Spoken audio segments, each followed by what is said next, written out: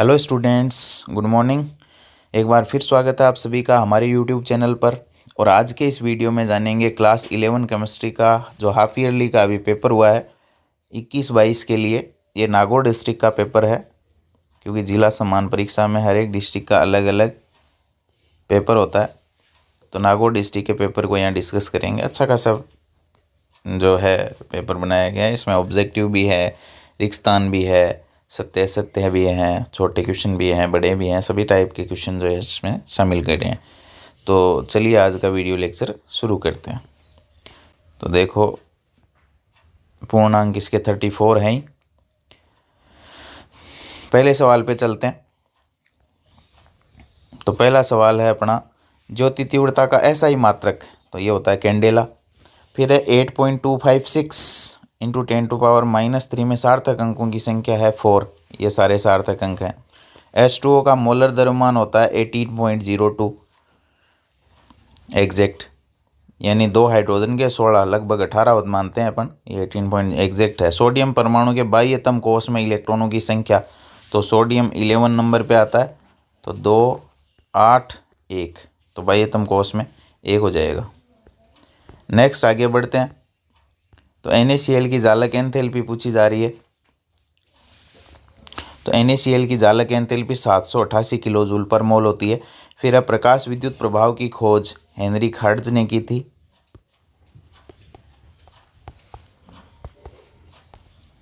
उसके बाद S कक्षक की आकृति है वो गोलाकार होती है। फिर नेक्स्ट है CH4+O2। इस रिएक्शन को कंप्लीट करना है तो CO2+ जल बनता है। इसको आप संतुलित कर सकते हैं बाद में। CH4+2O2 CO2+2H2O, ये संतुलित हो जाएगी इस तरीके से। नेक्स्ट आगे बढ़ते हैं। सत्य असत्य कुछ कथन है, वो क्या है वो देखो। NH3 की आकृति त्रिकोणीय पिरामिडी होती है, सत्य है ये NH3 इस तरीके की होती है, त्रिकोणीय पिरामिडी। फिर है ताप में वृद्धि अंतरित ऊष्मा के समानुपाती होती है। ताप में जैसे जैसे बढ़ोतरी होगी, अंतरित यानी स्थानांतरित होने वाली पदार्थ के अंदर स्थानांतरित होने वाली ऊष्मा में भी बढ़ोतरी होती है। ये समानुपाती होती है, सत्य है, ये भी सत्य है। नेक्स्ट है, किसी पदार्थ में ऋण विद्युतीय तत्व का समावेश अपचयन कहलाता है। सही है क्या ये गलत बात है, असत्य है। ऋण विद्युतीय तत्व जब जुड़ता है तो उसको ऑक्सीकरण कहते हैं, न कि अपचयन। नेक्स्ट है 2s उपकोष के लिए मुख्य क्वांटम संख्या यानी n का मान, तो जो पहले अक्षर लिखा होता है वही है, 2 हो जाएगा। लिथियम का इलेक्ट्रॉनिक विन्यास, तो हाइड्रोजन हीलियम लिथियम 3 नंबर पे आता है, तो 1s2 2s1 ये हो जाएगा। NaCl में सोडियम का ऑक्सीकरण अवस्था का मान क्या होता है, तो क्लोराइड पर आपको पता है -1 चार्ज होता है, सोडियम पर +1 हो जाएगा। और वैसे भी ये वर्ग संख्या 1 के तत्व केवल और केवल एक ही ऑक्सीकरण अंक दर्शाते हैं, +1। और ये ऋण विद्युतीय तत्व के साथ जुड़ा हुआ है, तो क्लोराइड पर -1 चार्ज होगा, सोडियम पर +1। ऑक्सीकरण अभिक्रिया परिभाषा लिखिए। तो इलेक्ट्रॉन ऐसी अभिक्रियाएं जिनमें इलेक्ट्रॉनों का निष्कासन होता है वो ऑक्सीकरण अभिक्रियाएं कहलाती है। जैसे Na+ में जाता है और एक इलेक्ट्रॉन निष्कासित होता है, ये ऑक्सीकरण अभिक्रिया है। नेक्स्ट है, मोलन्स किसे कहते हैं। मोलन्स किसे कहते हैं और किस प्रकार से ज्ञात किया जा सकता है, तो मोलन्स है किसी विलयन में उपस्थित किसी घटक के मोलों की संख्या बटा विलयन में उपस्थित सभी घटकों के मोलों की संख्या। मान लीजिए 2 घटक हैं, एक है A और दूसरा है B, इनके मोल हैं Na और Nb, तो इसकी घटक A की मोलन्स हो जाएगी XA बराबर घटक A के मोल बटा टोटल मोल। दूसरे घटक की मोलन्स XB बराबर हो जाएगी NB घटक B के मोल बटा दोनों घटकों या सभी घटकों के मोल। इस तरीके से इनको कैलकुलेट कर सकते हैं। नेक्स्ट है परमाणु के थॉमसन मॉडल। इसको प्लम पुडिंग तरबूज से इसकी तुलना की गई थी। इलेक्ट्रॉन जो है वो इस तरीके से इसके अंदर बिखरे हुए पाए जाते हैं और धनावेश जो है वो सतह पर यूं केंद्रित होता है, इस तरीके से। ये थॉमसन मॉडल है। नेक्स्ट, आवर्त सारणी में वर्ग 17 के तत्वों की इलेक्ट्रॉन लब्धि एंथैल्पी अधिकतम ऋणात्मक होती है, क्यों? आवर्त सारणी में वर्ग 17 के हेलोजन तत्वों की इलेक्ट्रॉन लब्धि एंथैल्पी, और इलेक्ट्रॉन लब्धि एंथैल्पी जब कोई तत्व इलेक्ट्रॉन ग्रहण करके ऋणायन बनाता है तो इस परिवर्तन में या तो निष्कासित हुई या काम में आई ऊर्जा को क्या कहते हैं, इलेक्ट्रॉन लब्धि एंथैल्पी कहते हैं। अब ये वर्ग 17 के जो तत्व हैं उनकी ये ऋणात्मक क्यों होती है, अधिकतम ऋणात्मक क्यों होती है, क्योंकि वर्ग 17 के जो तत्व हैं उनके बाह्यतम कोश का इलेक्ट्रॉनिक विन्यास होता है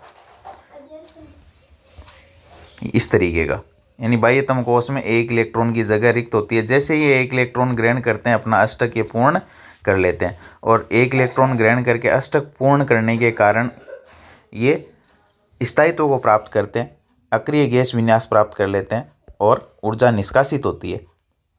इसलिए इनकी इलेक्ट्रॉन लब्धि एंथैल्पी के मान जो हैं वो ऋणात्मक होते हैं।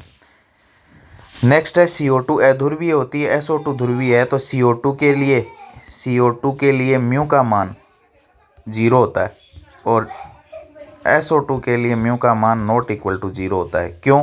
क्योंकि CO2 की आकृति रेखीय होती है, इसलिए इसका द्विध्रुव आघूर्ण का मान 0 होता है, जबकि SO2 की आकृति इस तरीके की होती है, वी शेप मुड़ी हुई, इसलिए इसके द्विध्रुव आघूर्ण का मान 0 नहीं होता है। और द्विध्रुव आघूर्ण के मान पर ही ध्रुवता और अध्रुवता निर्भर करती है। नेक्स्ट आगे बढ़ते हैं अपन। अगला सवाल है विस्तीर्ण और गहन गुण में क्या अंतर है। तो विस्तीर्ण गुण और गहन गुण में अंतर क्या है, तो विस्तीर्ण गुण पदार्थ की मात्रा पर निर्भर करते हैं, मात्रा पर निर्भर करते हैं, गहन मात्रा पर निर्भर नहीं करते हैं।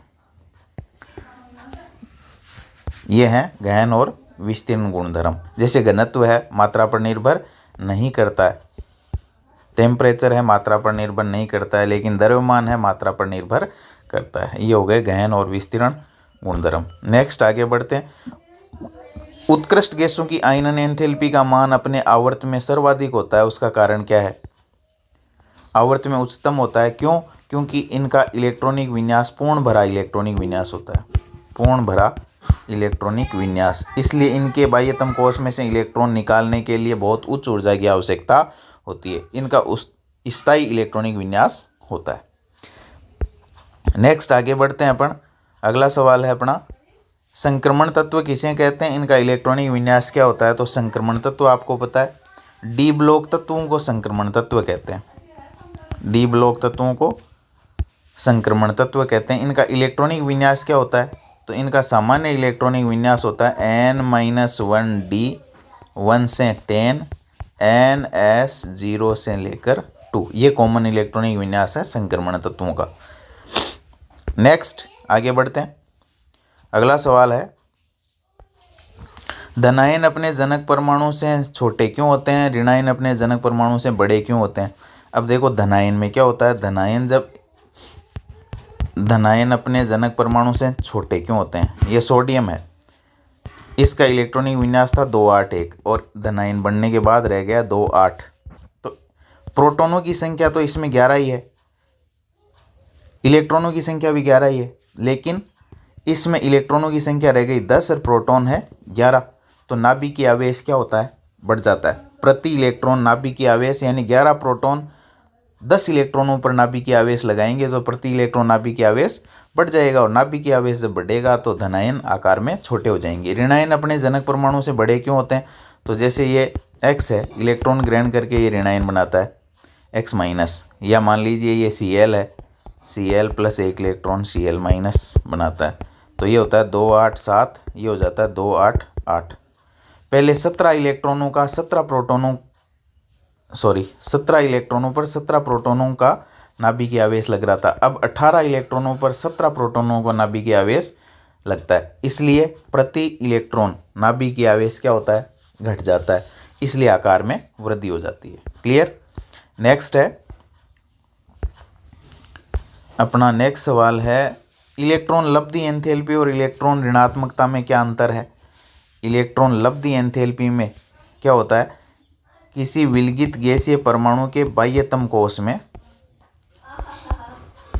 से इलेक्ट्रॉन निकालने के लिए आवश्यक ऊर्जा है वो कहलाती है इलेक्ट्रॉन लब्धि एंथैल्पी। यहाँ इलेक्ट्रॉनों को निष्कासित करने के लिए आवश्यक ऊर्जा है। और इलेक्ट्रॉन ऋणात्मकता क्या है? सहसंयोजी बंध में बंधे हुए इलेक्ट्रॉनों को किसी एक परमाणु द्वारा आकर्षित करने की प्रवृत्ति है, वो होती है विद्युत ऋणात्मकता।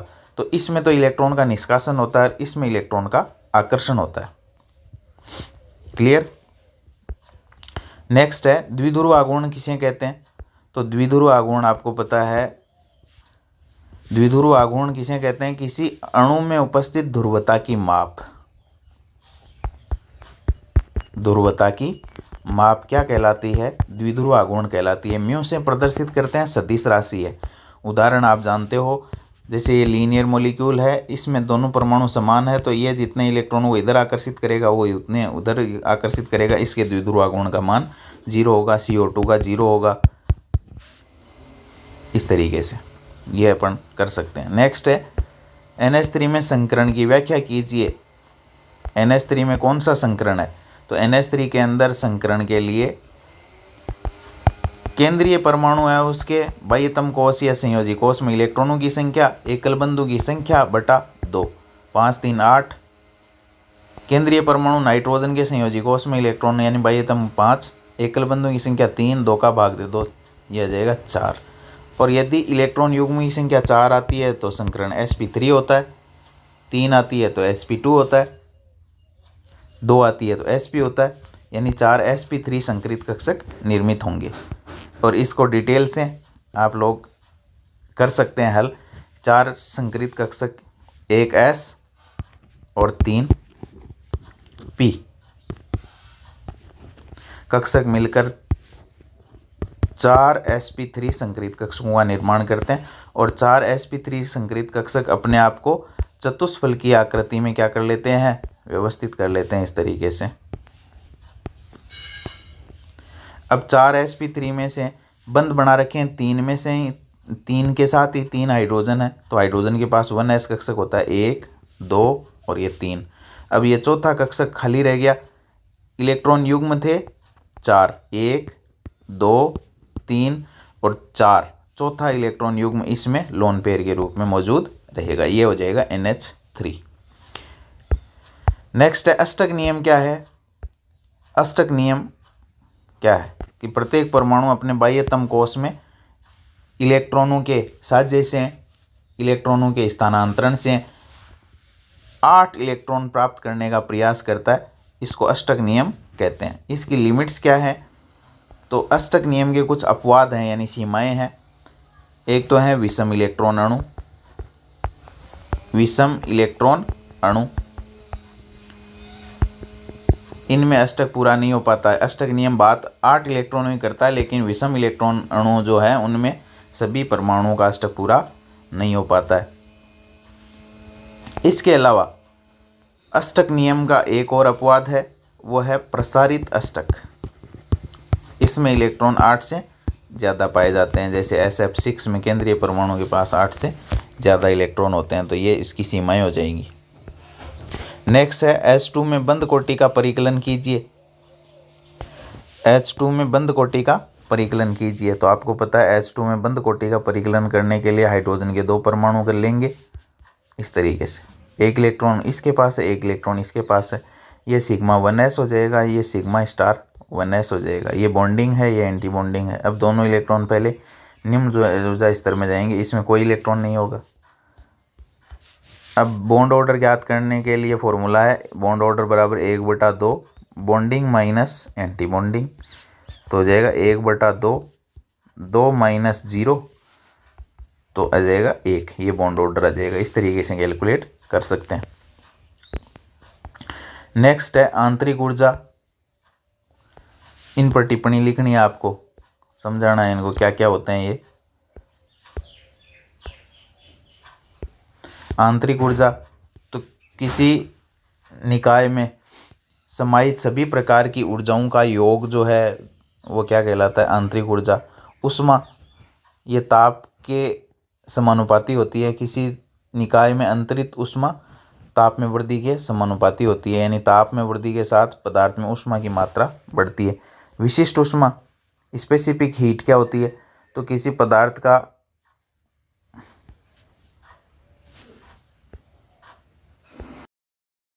अब देखो विशिष्ट ऊष्माधारिता है। विशिष्ट ऊष्माधारिता जो है वो क्या होती है? किसी पदार्थ का 1 मोल का ताप 1 डिग्री सेल्सियस बढ़ाने के लिए आवश्यक ऊष्मा जो है वो विशिष्ट ऊष्मा कहलाती है। फिर ऊष्मागतिकी का पहला नियम और गणितीय रूप, तो डेल्टा U बराबर होता है Q + W, ये तो हो गया इसका गणितीय रूप। और ऊष्मागतिकी का पहला नियम क्या कहता है कि किसी विलगित निकाय की ऊर्जा अपरिवर्तनीय होती है। यदि कोई विलगित निकाय है, आइसोलेटेड सिस्टम है, जो न तो ऊर्जा ग्रहण करता है न निष्कासित करता है, ऐसे निकाय की ऊर्जा अपरिवर्तनीय होती है। विलगित निकाय की ऊर्जा अपरिवर्तनीय होती है। ये है ऊष्मागतिकी का पहला नियम। तो ये थे अपने 23 सवाल और इनके जवाब। मिलते हैं एक नए वीडियो में। लाइक शेयर सब्सक्राइब अच्छा लगे तो कर सकते हैं। धन्यवाद।